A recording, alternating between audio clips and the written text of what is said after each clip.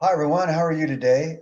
My name is Bill, and I'm talking to you today a little bit around the bootcamp industry, and specifically and obviously, of course, around software engineering and web development, and what type of education is available out there, and what has happened to all the different options once COVID hit.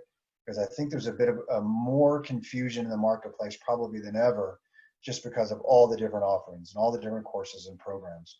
So the idea behind this video series, and this is the first of a series, where we're going to try to provide some information, either to provide guidance or maybe even dispel some misinformation that you've come across. So that's the idea behind this.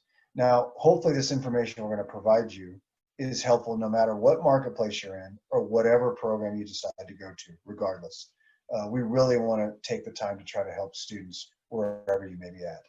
So the first thing we're going to talk about is what is the difference, essentially, between a low-cost program and a high-cost program?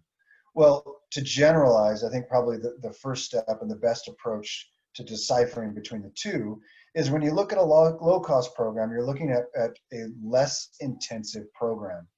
You're looking at a program that is low cost for a reason. Now, a lot of these low-cost programs, which are things like self-paced program, tutorials, online offerings where you're essentially going to get go through videos and some exercises, but you're not going to get kind of the intensive interaction from an instructor.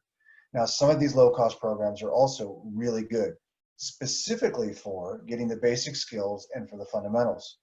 Whether you decide you simply want to get a taste for this, or you want to understand if you want to move forward in your education, or maybe you just want to upskill. These fundamental products or low-cost products are really good for that. A lot of them are. So what's the difference between a low-cost product and a higher-cost product? Well, a higher-cost product should and is likely going to be more intensive. It's going to be more of a full immersion program or a full immersion equivalent. So what does that entail? What should you be looking for? Well, you definitely should be looking for a lot of interaction with a highly skilled professional instructor, someone that's been a developer in the marketplace. That's really, really important. You're going to be working through a curriculum that's been tailored and built by that program to prepare you professionally to compete for the jobs in the marketplace at the end of that program. That's also important. The other thing that I would probably encourage students to look for as you're doing your research is make sure that they have truly an intensive career services program and really should be led by somebody that has professional skills as a technical recruiter or someone that really understands career services and has a background in that particular area. I think those are all probably really important criteria to look for and really put your questions to revolve around those specific areas.